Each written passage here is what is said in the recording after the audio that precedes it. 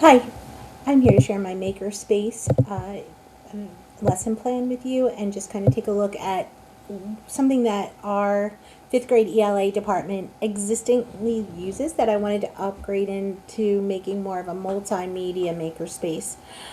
So if you take a look here, the question of the problem is how can students demonstrate their understanding of a novel through creative student design products? I love the fact that every time we read a novel that students are able to choose how they can convey that they understand what they read.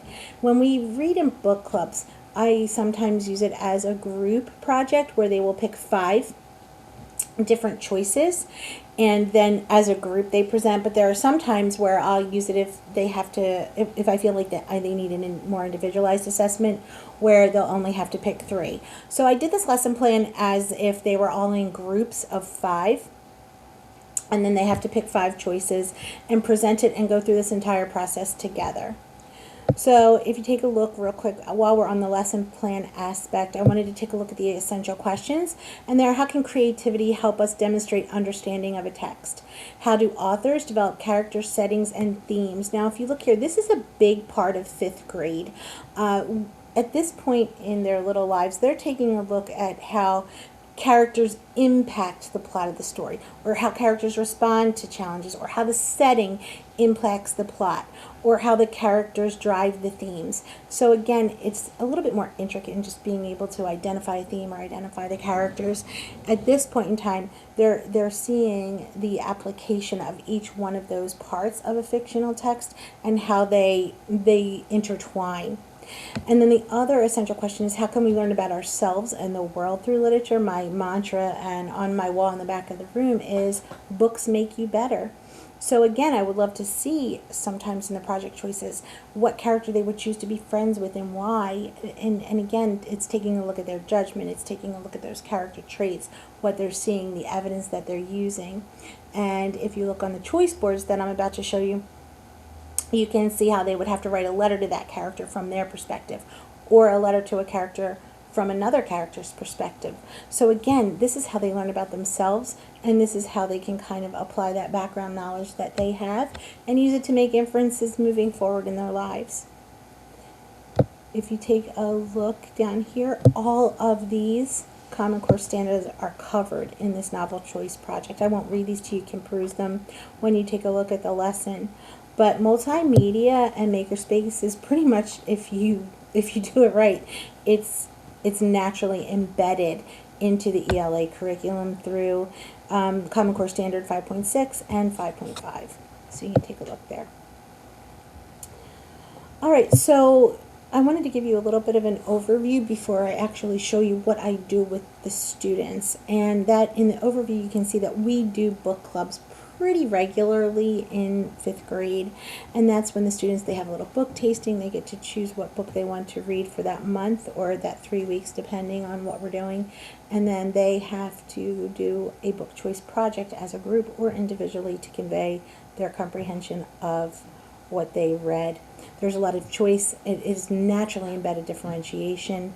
We have a huge source of novels they can pick from based on their reading levels, and then each part of the novel choice is differentiated in a way that they get to pick how they convey that knowledge, because some students aren't strong with technology, and that's where you'll see that maybe just a basic Teams PowerPoint is where that student's going to demonstrate their comprehension. So the Makerspace will not impact their ability to communicate their understanding of the story. It's only going to enhance it.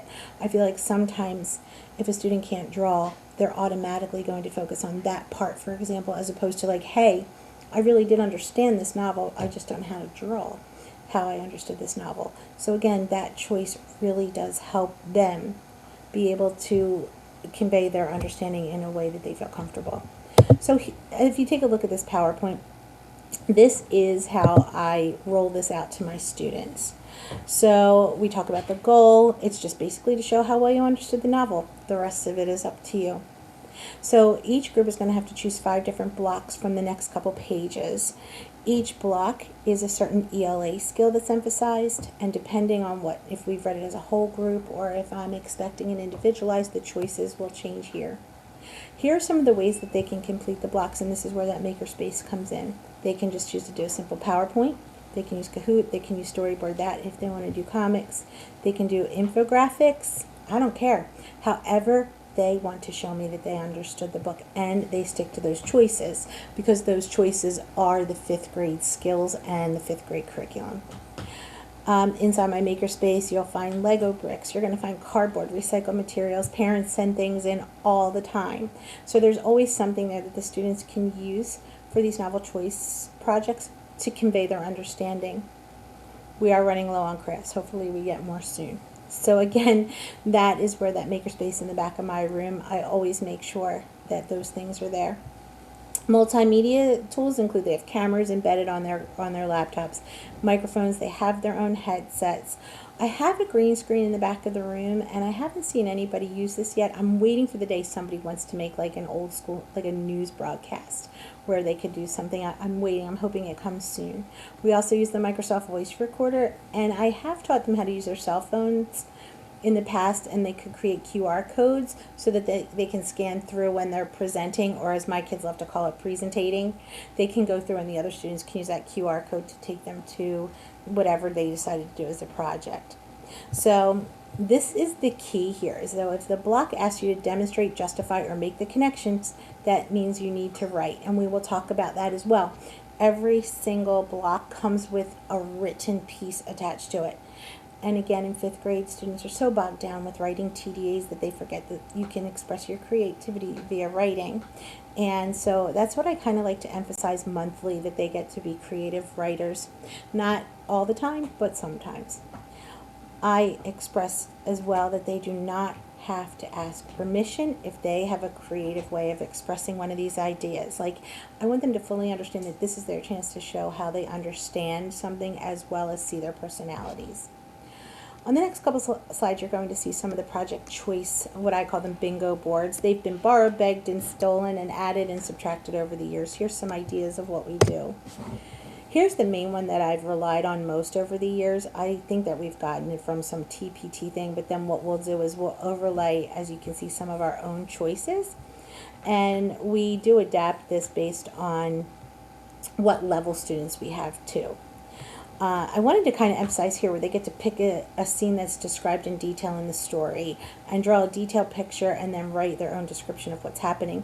This now, I would probably do an overlay with, you can use your bingo, you can use your Legos, and you can, design it and then write about it. Maybe they want to do it on a big piece of cardstock. However they want to do that, I just want to see a detailed scene. And then in that writing, I might expect them to discuss with me how it impacts the plot of the story. For example, if they're reading Island of the Blue Dolphin, let's talk about the fact that that setting is tropical. And what if that, if the main character was dropped off in Alaska in the plane crash instead of the island? How would that impact the plot of the story? And again, that's where that the analytical part comes in for them.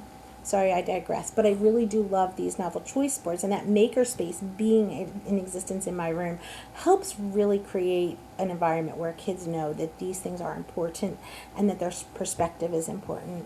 Here's where they could write an interview, and that's where I'm hoping that green screen comes in. They can write the interview, and then they can, record it however they want to do it. One could take the part of the character, the other could take the part of the interviewer, and it does demonstrate deep comprehension of what's going on in the story. Here's where they can write a letter to the author and that describes their opinion of the book in a specific part. A lot of times students, for example, when they read Talk Everlasting, they get so upset by the ending. They want the ending to be different, and this is their chance. And sometimes we do send them off, if the author is still alive, to the author and see if we get a response back. Kahoot, the app Kahoot is great for a student that wants to create a test. Those future teachers, they have to include 10 questions. Sometimes they always ask if they can do more, and I'm fine with that, but that's the minimum requirement. I say if you want the perfect score, that's the least you can do. I also use something like this for a student who might be struggling in their group with the project. And if they're not successful, I might say, okay, if you still want credit, you need to go over and you need to make a test. And you need to test all of the kids in your group to see if they understood the book. But then it becomes fun because Kahoot's engaging, and you can see if students really understood or not based on those Kahoot analytics. So this is our main novel choice. This is another example. Some of them are the same, some of them are different. I love the fact that they can create a family tree. For example, in the Unteachables, I had a student, they didn't even do a family tree, they did a tree to show how all the characters were connected in the class. And I thought that was a really innovative way to create a family tree based on what their book was about. Again, there's never really a no to what they want to do. Down here with this collage, this is a great tool for students who struggle with writing, because they can show that symbolism and what characters are like and what characters are not like based on visuals and based on clip art. So again, this can be artistic, they can draw it, they can use multimedia, they can use yarn, they can use whatever they want, or they can do a PowerPoint slide and import clip art, which they might love to. I've gotten a lot of great responses from designing a game board. Kids are going back to board games, and I told them, it doesn't have to be that the students know what book it is. Design a board game based on the setting. And again, this is another place where I feel like I can bring in some gamification. Hey, create a game online, and maybe somebody will come up with doing that. Again, it's just all about that choice. Finally, this is one that I use. Our whole group novel is Talk Everlasting.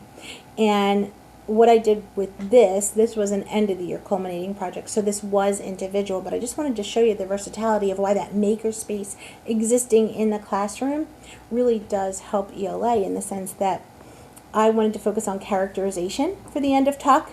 I wanted to focus on a little bit of creative writing, because Natalie Babbitt just had such beautiful language in that story, and we focused on that, a lot of figurative language. I also wanted them to be able to show their creativity, and again, summarizing is something that all fifth graders struggle with, so I wanted to see how they did with that by the end of the year. So what they had to do for this choice board in their makerspace was they had to pick one option from each of these, so 4 total for this. But again, do you see how each one of these emphasizes characterization? Each one of these is a creative writing piece. Each one of these is like that little fun thing that would definitely help a grade if they struggled with the creative writing part, or especially the summarizing part. Okay, so again, this is just a way that we conveyed project choice boards, and in different ways. I want to go back to the lesson plan, or to the rubric, for one final thing, to kind of show you how we assess our students with this. And I did tweak this because I felt like when I had the opportunity to create and design and fix this makerspace, that this was the perfect opportunity to change how we assess. Hopefully everybody will be on board, but I'll definitely be using this. If you look, they get to the actual project rubric itself. It shows how, if they've understood the novel. Did they use text evidence? That's another thing. They have to use evidence from the text in anything written, because again, that is where the TDA part comes in. It was a creative and original, or is it starting to look like some of the other things you've done in the past? And we do talk about that. Did they complete? This is just a completion thing. So they automatically get, those 20 points for that. The next section is, of course, neatness and quality. And we talk about that. A big thing in 5th grade is, does your coloring go all in the right direction? These are things that we haven't emphasized over the years, and I just want them to have a sense of pride in their work. If you take a look here, here's a makerspace part. Did they problem solve in the design process? Did they meet their goals? Again, connection to the novel. Is it random, or is it general, or is it specific to their novel? And that's another part. Like, I don't want them drawing robots on their things if it's a story set in fever, which is in the 1700s. Again, this is the part that I want them to start seeing. And again, this is where that easy part comes in. This is where their grade booster comes in, because it is a little bit subjective. And then we have the final part, which is the presentation part of the rubric that comes in. Now, I probably will adapt this to be 25 points each as opposed to 100. This is too much. But each individual part could be a nice part of their grade if needed. So again, in the presentation part, we're looking at, did they know their story? Did they communicate that they knew their story? Did they use the visuals and multimedia? And was the audience engaged, and were they ready to talk about it? So again, these are all really general, and I might even kind of narrow them down. But in the end, they're being graded for their hard work. They're being graded for the use of the makerspace, and on all of these ELA standards, they'll be graded and assessed. So I thank you for sharing my Makerspace with me, and if you have any questions, please let me know. Thank you.